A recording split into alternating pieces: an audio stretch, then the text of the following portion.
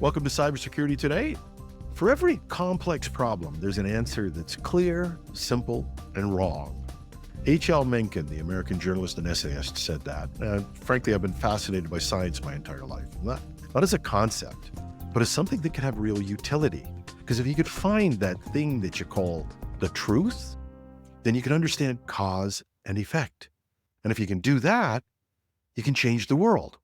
You can navigate through uncertainty. So it's not a surprise. My hero in the Star Trek series was Spock. My favorite detective in fiction is Sherlock Holmes. And my favorite person to discuss cybersecurity research with is David Shipley. David and I are friends. We don't agree on everything. Catch our monthly news and review program if you want to find out more about that. But what we do agree on is that most of what passes for research in tech is marketing. You ask some questions, you pick the answer you like. And we're not the only people who feel that way. We want to know what causes things and hope to use that research to design something and avoid the mistakes that get made. Because when you do that, you get not marketing, you get what I like to call news you can use, facts you can leverage. And now that David is CEO of a security company, he's been able to sponsor his own research. So now we have to live up to what we've said. That's a big job. But I've called him in to bring us some insights. Now, listeners will remember that we had a preview of this earlier this year, but I wanted to bring him back to talk about the report now that it's in full final form, and I guess everybody can get a copy of it. Welcome, David. Thank you so much for the opportunity to do the follow-up. The first thing, and this is what I mean about stuff that jumps out to you, 1 in 5 is the number that jumped out at me in this report. 1 in 5. Can you tell me more about that? When we think about our highlight reel in the report, so the average number of real phishing emails that we've seen make it past email filters and land in employee inboxes over the past year is 1 in 5 or 20%. And that's what we refer to as the phish leakage rate. Now, we've seen it as low as into the low single digits, 5%. We had one outlier that was on the high end that was 32% of phishes, the total number of phishes landed inside of the inbox. But on average, email filters don't catch 99.99% of phishes. They have a leakage rate. And probably one of the most important things that we've learned is that your security awareness and behavior culture program, the insights that you gain from your people doing the things that you want them to do, spot and reporting phishing, can be used to generate meaningful metrics to compare security technology controls. And that's not to say that email filters are needed or good. That's like saying seatbelts, airbags are a bad idea. If you're in that camp, I'm not going to try and convince you. Seatbelts, airbags, driver safety things, great. But don't rely on them alone. You still need a steering wheel and brakes, right? Yeah. You still need a driver being responsible. Absolutely. But this 1 in 5, and this is something, and I want to walk through the report, but this is something I've talked with you about since I've known you. I've got this brochure here from security company ABC, and it tells me they can get my leakage down to nothing. I just got to get their tool. So a couple of different things. And actually, this ties into another really important finding that we'll get into about technology bias. We've discovered something really powerful. This issue of technology bias is that we believe, and more of us believe, that these technical tools solve all of our problems. And we as humans are wired to want to believe this. It means that I don't have to worry about this. It means like this is something that's off of my shoulders, the tech, the AI, et cetera. It's got it. And what happens is we've got this trap. And this is something that I think in terms of future research, we need to dive into more. And it's broader than just boast around. Here's the issue I think of this happening. In order for a CIO or a CISO to get that scant resource of time and money from their organization, they first have to win the risk battle. This is a risk in all of the risks that we have in our business that is the most important for these dollars to be spent on. And cyber has done a decent job, sometimes disproportionately to all other risks when you think about things that businesses have to deal with. But then when you get the dollars, you have to demonstrate that you have picked a solution that is the best possible solution to that problem. And so you go out to the market, and now the vendors who, if they're being honest and we're giving you the full, let's call this the pharmaceutical ad, this product may have the following side effects, they would be telling you that, yes, it has a 99.99% catch rate. The catch rate is subject to the following things. Did you configure it properly? Did you turn off certain features because, that really important email that didn't make it to the CEO because there was a false positive, and then you were given instructions, I never want to have that happen again. And so the lab results against a certain test results at that point in time aren't the actual in the field results. And the other part is it also ignores the incredible power of the human creativity in the hands of attackers. I read a report even just this week where one of them was using exceptionally targeted phishing emails. And then really it's this thing called polyglot formats. And so the ability to use multiple formats and then chain them together to bypass the email filter because the technical thing looks safe. As long as you have creative humans kicking at things, you're going to get by email filters. And you can't just rely on the tech alone to protect it. But a buyer looking to all the sellers is not going to reward the vendor that says, realistically, we'll stop 90%. They will always go to the vendor that's going to say 99. Yeah. And that's, we can get into the lemon car problem is a great economics explanation of information asymmetry between buyers and sellers. But this is also getting into the psychology. And this isn't just email filters. This is every email security product you buy. All I have to say is I wouldn't have a podcast if technology prevented all cybersecurity problems. And I just, as an aside, before we dive into this, I picked up one this week. I might have fallen for this one if I'd seen it, because I was doing something with PayPal that I just happened to be doing it. And I was reading about the story, and somebody had tricked PayPal, a long story, but it really actually not that hard. Was tricked PayPal into sending out emails for them. And Yeah. so the phishing emails were coming out from a legitimate source with a legitimate name. All those checklist things that you tell people to check. Why didn't I, when I looked at it, wouldn't I have fallen for it?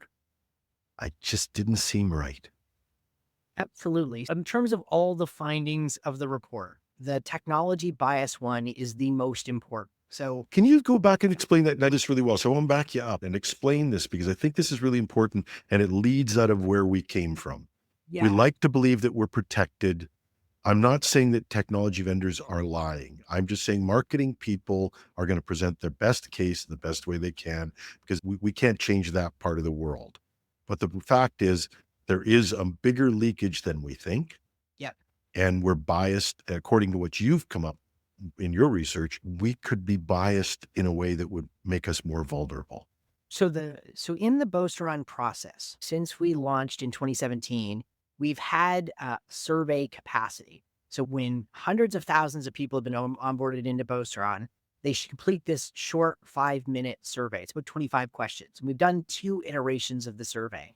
The one that we've had the longest now was developed in 2019. We've had 170,000 people complete the survey. And we ask a very specific question. We ask the So I'm question. going to stop you there. I think 170,000 were statistically irrelevant at this point.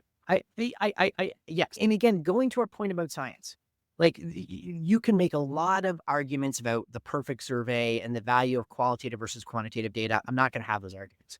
Like, we created an instrument, we conducted an experiment.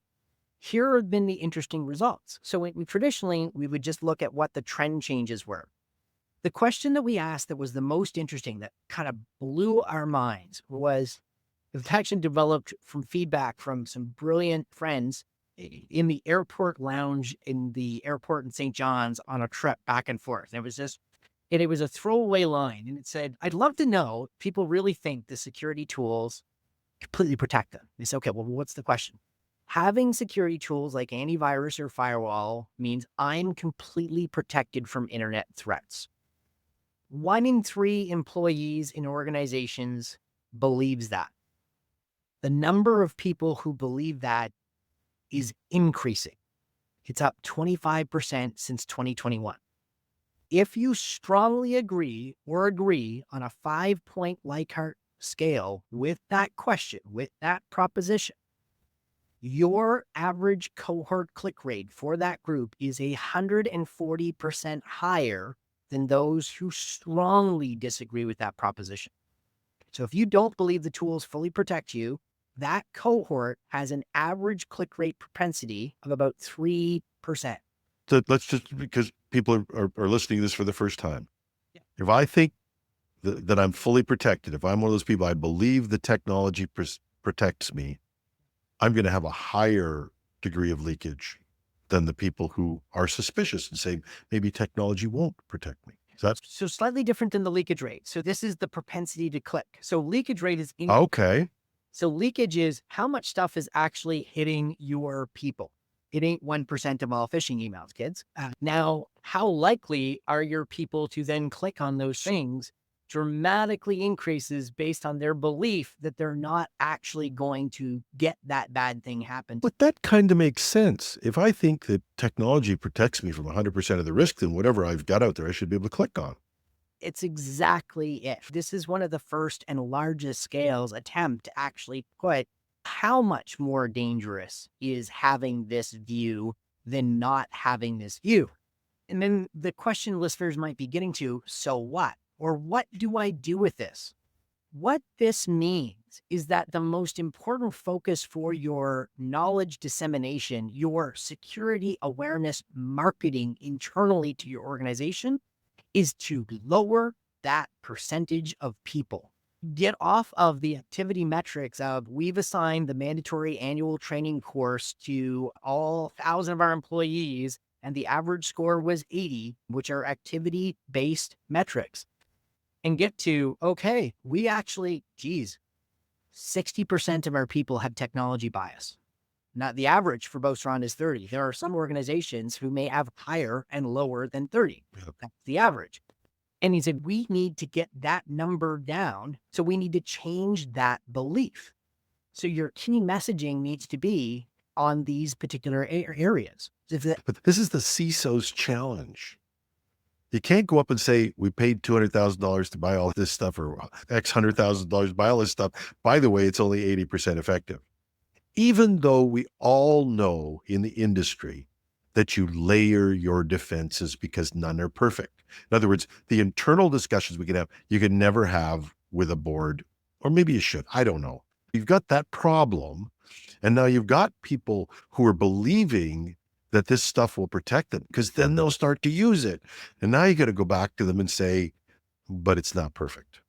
Yeah, there are many paradoxes for the CISO, but this is a hard one. I think this is where CISOs who have the benefit of both technical enough background, but also a managerial business strategic background. You hear the debates that CISOs should have their laundry list of credentials in the technical aspect. And those are important and understanding those domains. But I would argue that it is equally important to understand people, process, and culture and internal politics and these type of things. The most successful CISOs I know have this fascinating mix of these particular skills because this is a problem. And I guess that's the thing that I want to say is that 30 years of security awareness training. And you can find a research paper from the US DoD from the 1990s talking about gamified security awareness and computer-based training. We've been talking this a long time. We've been doing it a long time. And the definition of insanity is doing the same things over and over again. So what I'm trying to say is where we're landing at is the messaging matters. And so there is a way of shaping these things. And the analogy that we use and we talk about is the evolution of driver safety aids in modern cars is fantastic. These are helping save lives. But you wouldn't just throw an untrained 15-year-old into the latest car with all these features and say, close your eyes, push the gas pedal, the car's got it. We're going to do some driver training. So you got to have that balanced approach. And I think the other part, in addition to the messaging matters, that's probably the one thing I can say. There's lots from our work from this report that lead to more questions than I have answers to. And I think that's the definition of good science is that we keep peeling this thing back and we keep coming up with more questions. Yeah. Another one, and we talked about this before, that was this idea of, they always say you can never have too much training, but you've actually, in your report, said there are limits to the effectiveness of training. Yeah. So what we found in our research is that people who took more than 1 hour of training saw weaker results. So poorer results when it comes to click rates, less engagement on reporting than those whose training time fell between 30 and 35 minutes. More is not always better. What our research is leading us towards, and some of it does show, is that if you do too much training, you could have two potential negative effects. The first is something that's very well researched. It's called the Dunning-Kruger effect. That is the propensity of people with a little bit of skills to vastly overestimate their competence early on in the learning cycle, or at a particularly dangerous point in the learning cycle, versus experts when they cross through this valley on the other side of this, they actually ironically underestimate their skill. They're less confident in it, but they're actually more competent. So that's problem number one. Too much training too fast, or the wrong training might make someone too confident. I'm not going to fall victim to a fish. I've done my training. The amount of times I've seen where people have just completed the training and then clicked on the fish. How do we make sure that it's the right amount of training at the right frequency? And the other part is this, and this is really important because there are vendors in our space, and I deeply disagree with some of the things that they're doing. One of the things they're doing is they're saying, fish people as much as possible and train as much time as you can possibly get from the organization. No, there is, in economic force, diminishing returns. We have now demonstrated there is an optimum amount. We've also been able to see that there's an optimum frequency out every 90 days. So those doing annual training of an hour long are going to have poorer outcomes than those doing 30 minutes split up over 4 interaction points in the year on top of monthly fishing. So there's a right balance, but most importantly, there's a return on investment. That's an important point. I would have thought people would be cheering for this because, and we've talked about this before, when you actually take an hour out of everybody's day and you have 1,000 employees, that's a lot of time. It's a lot. And here's the other thing. There's a second class that overtraining creates. And we have more work to do on understanding how dangerous this is. But this group is what I'll call the security detractors. These are your absolute opposite of security champions. They are disengaged at best. At worst, they actively may start working against the security team, because if you're a busy salesperson at your most critical quarter and your bonus is on the line and you feel like you were robbed of an hour of the most important time that particular quarter for what you felt was unnecessary training, you're going to remember that. And that has a cost. So optimizing, making every single minute you take away from someone's time to focus on security, to do that, there's a balance. And salesperson's one example, Canadian example, healthcare. We are desperately short of healthcare professionals. They desperately need to be engaged in the fight to protect their hospitals and be aware about cyber threats. But if you can take 20 minutes from an ER doctor's year and get the same effect or better than an hour, take the 20, because that just makes sense on that. But the other part is currently, and I see this in the market dynamics, is that the biggest emphasis right now that's irrelevant, because you'll never use it. So sure. But the second most dangerous trend is we need entertaining content, because then people aren't complaining about it. So you see this trend towards, we're going to do a Netflix style dramatic television series about cybersecurity, and we're going to have a whole series. And isn't this great? Are taking it. They're talking about the TV show. Yeah, but did it drive the outcomes and the results? Did it actually move the needle? How do you measure that against things like technology bias? This is so funny. I actually, in my past life as head of content for IT World, I actually saw people who had developed this incredible training. It was so high quality. And I had to say, I was impressed. They do these big scenes and they're great actors and great production values. And you know something? Can't remember a single frickin' thing about what I learned. from these things, except that you shouldn't tear the cables out of when you're attacked by ransomware. Not that I've ever seen anybody do that, but that's all I can remember. And they were brilliantly done. But the thing is, and to the folks listening to this, we need more research to establish boring might be good. Like, boring may actually be remembered. But more importantly, going back to what I was talking about, the content needs to focus on the core actual problems. And the core problems, number one, technology bias. I got tools. I don't actually have to worry about this. So forget the focus on, are we entertaining our users?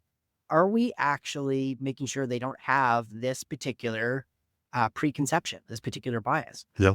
The other part in our research that's interesting is optimism bias. And so optimism bias is a natural force. It's in every single human being to varying degrees. It's as unique as every human is under the sun. And the only people who don't have some element of optimism bias generally are going through major depressive disorder. Optimism bias is the natural propensity to think something bad is more likely to happen to Jim than me, Dave. What's interesting is we see this in organizations. People that think they're not a target or think the organization's not a target behave in demonstratively more dangerous ways. So again, tying back to my point about your content needs to focus on, yes, it can happen to you, and you need to measure if people believe that. The classic one in this, though, is it happens to everybody who's attacked. We're too small. We're not. No, we used to call it security by obscurity, but it was that whole idea of nobody's going to attack us. And guess what? There's a whole industry involved in attacking smaller and mid-sized businesses. Yeah. So the optimism bias, interesting. Now, what's really interesting is one of the things that we are promoting people to do is, and in our report, we talk about our most popular courses, and we laid out this table about not just about which courses people were taking and how much time they spent on it, but what were the actual outcomes? So the 3 most popular courses in our platform, so that had the highest self-enrollment rates: cyberbullying in the workplace. Have I been pwned? So an exploration of data breaches, etc. And a video that we did years ago, a low budget one that had a kind of a humorous take on all the smart assistants at the time. So it was called Rainforest Repeat. You can guess which company we were having a little bit of fun with. And the folks who actually took these courses, we actually laid out, well, what was the average click rate for folks who took the cyberbullying in the workforce? So it was 4.5%. What was their report rate? These folks actually had a 44% report rate. Now, what I can't tell you is, did this course cause this behavior? But we've started the conversation of, okay, what are some of the variables we're looking at? How can we study this at a deeper level? What content matters? And that's a more important discussion to have than our users complaining if our training is boring. I'm going to backtrack. I'm going to take you off track again, but you're used to that with me. Just give me some context for those numbers you just used. 44% report rate. Is that good? Is that bad? How should I react to the data you gave me? In our industry, when you talk about the outcomes from a phishing simulation exercise, there are typically 2 metrics that are talked about the most. The first is, did someone engage with the phish in a way that in a real world scenario could have been harmful? And that's everything from clicking on a link, opening an attachment, scanning a QR code, going to a landing page and entering credentials. That's typically the way that we quote unquote measure failure of those tests. And click rate is an important metric, but it is highly manipulatable. And what do I mean by that? The difficulty of the actual phish lure, the maturity of the audience receiving it, the type of lure it is. There's incredible variability into click rate. There are 3 ways that you end up engaging with a phish. You accidentally clicked, like you were trying to hover over it in your phone, etc. You serendipitously clicked, that through pure just bad luck, you were genuinely expecting an Amazon package that day, and my little fishy arrived just at the same time. So serendipitous and accidental. And then the third is, It genuinely engaged me on the emotional cognitive level, and I was curious, afraid, sad, happy. I was actually affected and driven to act by, which, by the way, dear listeners, is actually something we've just put a new research tool in place in our platform to study. I don't have the data yet. We have a new survey after people fall victim to ask them questions about why they click so we can better understand what actually drove the click and what interventions may or may not be Oh, working. cool. So one of the things that can frustrate people is like, why is the click rate so variable? Why is this not working? Why is it not dropping? There are so many different variables happening. And for those listening, I'm gesturing madly with my hand at that particular point. Now, report rate is a much more important metric. So report rate is the percentage of people who received that phishing test who then took the step of, and typically this is done with a button, clicking the report a phish button and sent it on to the organization. And so in the positive, most positive scenario, they saw the email, something triggered in them and said, this doesn't feel right. They didn't click on it and they reported. That's amazing. And that's what that 45% report rate. And across most organizations, the average is actually about 25%. So to put that 44%, you have a population that's self-identifying as being more engaged in security. These are the topics they're interested in. People who have this. And again, these are correlated. They're not necessarily causation yet. It's just interesting so far. And then I mentioned that's typically the binary. Did they click or did they report? But there are two other really important metrics that I just want to highlight on as you're having this discussion about outcomes. One of which is one that we just started talking about this year. And I have to give a shout out to the Verizon data breach report because they planted this seed in my head. In the Verizon data breach report, they highlighted a new metric, post-click report rate. So the post-click report rate is the percentage of people who fell victim to a phishing simulation test who would go on to report. And taken as a rough proxy, if someone does the wrong thing, are they going to tell your IT team? And I now believe that is the most important metric we need to focus on for the next few years. It's great that I have my highly engaged, highly aware audience that's going to report and not click. But more important to them is the folks that do click. Will you ask for help? Now, for Verizon, it was 11%. For our population, and this is interesting, it was 15%. That's a noticeable difference. That's statistically relevant. I want to tie that to another piece in your report that where you've got 4.5 hours after a phish. Like if somebody makes that mistake, you have a really short window to do something. Did I read that right? So the 4.5 hours is the average, 4.6 hours is the median time to click after a phish is received. The first 4 to 5 hours is your greatest opportunity. What's important about how we got to that conclusion is that when we have our clients' default set up, we encourage them to do randomized monthly phishing, ideally on a 24/7, 7-day a week, because attackers don't exactly schedule. Some of them are more sophisticated than others. Others are just running scripts. They're firing the stuff all over the place. So we wanted to better approximate some of the randomness that happens in the real world. That's why that number is different than some of the other research reports that others put out, because they are more focused on when these are sent versus how fast they click. This is more about from the time the phish is actually received by the email inbox to when a user potentially engaged with it on a 7/24 basis. And that gets really interesting because you might be thinking, well, 4.6 hours, my security team's in place from 9 a.m. to 5 p.m. We got this Monday to Friday. How do you use security awareness data to understand your actual overall risk as an organization? And do you have the appropriate service providers, services, teams, resources to respond when A, the phish will get through, B, a portion of your population will click on the phish, and that's not going to always happen when you're ready for it to happen.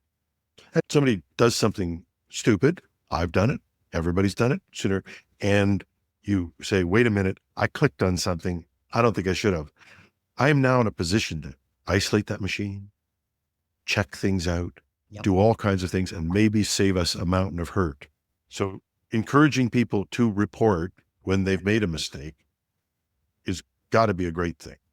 It's absolutely essential. And lastly, the last metric that I want people to understand about phishing outcomes is something that we've talked about a lot. It's the ignore rate. So the ignore rate is people who didn't click, but they didn't report. They've exercised the old school advice of, if you think it's a fish, just delete it. Deleting protected that individual. Absolutely. Did not protect the organization. By not reporting it, you denied the organization a chance to see of what kinds of attacks got by the email filter, who's getting targeted, who actually knows how to spot a real fish, how effective is my security awareness program. Interesting. Is this fish around other inboxes? And you might be thinking, David, there are technology solutions that will automatically remove fishes that are detected post-delivery, and I could name off 4 vendors that do that. If they are weaponized in that particular way, if they have a link attachment, etc., but if it's just got a telephone number in it, straight text, and it's saying your McAfee is overdue and you've been billed $700, call this number. Now they're not going to detect that, dude, or it's a regular, innocuous, non-malicious conversation at the start of a wire transaction. These tools are not going to detect that. But if someone goes, geez, I did reply back to that person and I said, yeah, I can engage. I want to talk to the security team. You can learn about that. And again, one of the most important things that we've learned, and I apologize if I get this wrong because I have so many different numbers in my head at any given time, but when you close the feedback loop, when people report, I made a mistake, or I suspect this, I didn't make a mistake, you drive engagement. They're 40 to 50% more likely to report things because now you're worth something to them. It's easier to do the right thing than it is to do the wrong thing. What else did I, and again, I've been through the report before with you. I've looked at it again this time. What did I miss? What did I not bring up that you thought that amazed you or interested you out of the report? Not that we're going to cover it all. We will provide some sort of instruction so people can download it. What did I miss? And I think one of the things that was interesting was, and I don't have all the answers for this, but we saw some pretty wild swings in changes in click rates. We saw a massive increase in click rates in hospitality. And so we were much more likely to click this year than last year. Healthcare and pharmaceuticals saw a 69% increase in click rates, along with some reductions in report rates, some disengagement on that side. So it's interesting. What I would say is the next stage of understanding why things are changing. One is we're doing some more work to better understand, did it change because the phishing got harder? And that's where I really want to recommend people to start looking at the NIST fish scale, which is a vendor agnostic, industry, academic standard for rating how difficult these things were. This gets back to my point about click rates being very variable at various points. So that was interesting on that side. We've also saw some really positive things. So for example, the insurance industry, props to you guys, they actually had a 102% increase in reporting. That was a fantastic. You can see that people, when shown that there's a better way rather than clicking, going to the button gives them value, not just helping the company, but they can actually get feedback. You can drive that loop. So those were some of the big things that we wanted to highlight in the report. Usually the industry list is the most popular of our reports. Everyone rushes over to see what industries are most likely to click and how they stack up against their industry peers. That's How we're better than the other team. exactly. We talk a little bit about year-over-year changes in report rates. Not all of the reports out there do that. I think that's a positive sign. And then when we talk about organizational size, the other part that I think is probably impactful is just thinking about the trends in sentiment changes. I highlighted technology bias, which is the most important one, but we've also seen some positive ones. 15% increase in people who agree that information in their custody could be a target for cyber criminals. That's a positive trend since 2023. And that means that people are going to be less likely to be susceptible to optimism bias. That's amazing. And we've also seen a decrease in the proportion of the population that thinks, cybersecurity, that's primarily an IT issue. That's a view we want to see keep decreasing. So that's good. So those are some of the big highlights on things. Obviously, what phishing templates worked the best? Performance review, a very Microsoft SharePoint theme, worked well. We did note that there was a particularly stealthy template, and this is something we want to do more research on. The stealth template is one that has a high click rate and a low report rate. So it really gets them, but it doesn't seem like it's a fish, so they don't report it. And there is much more work we have to do on that. But I think this is an attack technique we have seen criminals use where they purposely disguise fishes as spam So they decrease the propensity people will try to report it while maximizing their chance of actually getting them to engage with it, which is interesting. And it's a new level of sophistication. Now, it seemed to me, though, that you could use this report also to just benchmark where you are right now. Yeah, that's goal number one. Honestly, when we publish this report, we want to say, okay, here's how you stack up. Goal number two is, here are some really cool questions and things to think about as you think about, how do I get better? Where do I go next? How do I think about this differently? And really drawing on new information sources that particularly some of the security awareness managers or IT-centric security awareness managers may not have been exposed to. Psychology, neuroscience, other things. So how can we contribute to the body of knowledge and upskilling that side? Yeah. And so how has this changed what you do with what you've learned from this? That post-click report rate, honestly, I have been thinking about that nonstop since we really started focusing on it. What do we need to do to further incentivize people to draw the connection to make sure that you report? Because if we're at 15%, which is better than the 11% average that Verizon published, how do I get that to 25%? What is the business value and impact if I can get it to 50%? Like, how much risk do I tangibly reduce for the organization? So we're having some fascinating conversations. And that's for those that do work with us. And we've got about 1,200 organizations and 1 million people. And I think I announced in the November when we did the pre-thing that we had crossed the 1 million mark. We're blowing by that now. But that's what you're getting when you work with us, is this relentless drive to actually follow the data, ask more questions, and focus on the areas we think that are going to drive the most value.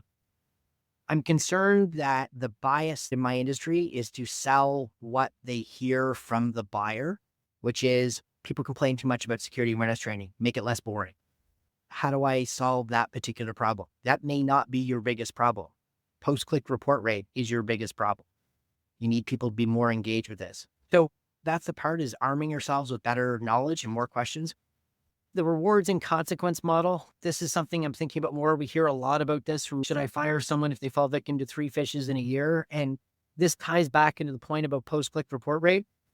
The culture that you create, if people are too afraid to admit they made a mistake, then you may never hear from them when they do click.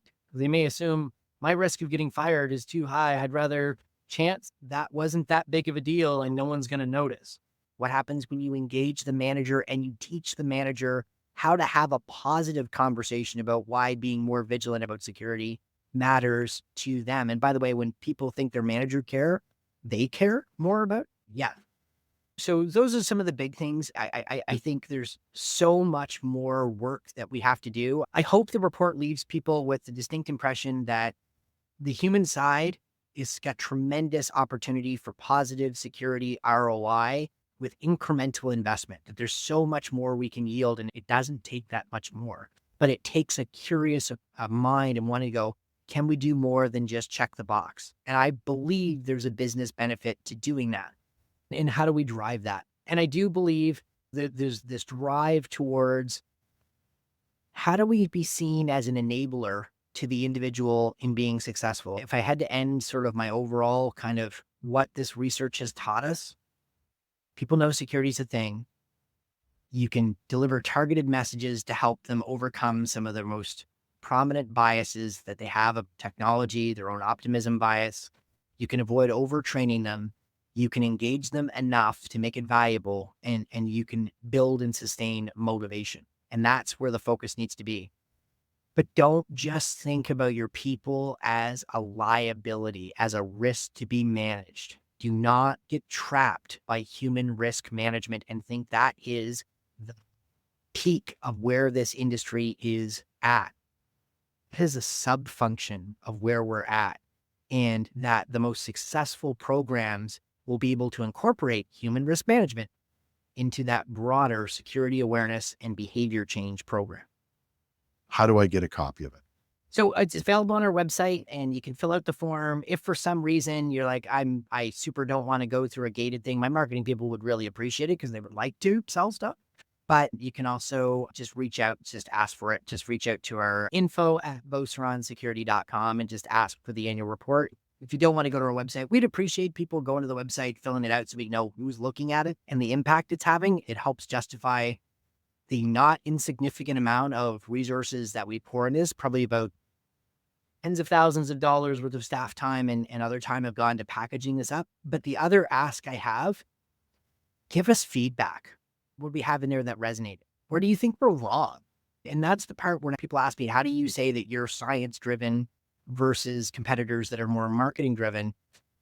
Definition of science is that you can be provably wrong and you can go and you try and figure it out and then you keep digging. Help us advance the state of this field and get engaged. And yeah, that's the asks. And obviously, we would love to work with you as a client. And this is what we're about, the journey we're on. And for those who are listening who are Canadian, we are 100% proudly Canadian-made, Canadian supported. We appreciate our many Canadian and American and global customers. There you go. My guest has been David Shipley, and you're back to work next week, Shipley, as a commentator. Now that is the CEO of Beauceron Securities, and you can find them. And as he said, if you're in the Canadian frame of mind right now, a 100% Canadian company and doing some great work. But aside from that, even if you don't buy anything from, check out this research, worth doing. David, I will see you back at our next show. Thanks for coming in. This has been Cybersecurity Today. I'm your host, Jim Love. Wherever you are, if you're having a coffee on a Saturday morning listening to this or back at work, whatever you're doing, hope you're having a good time doing it. Thanks for listening.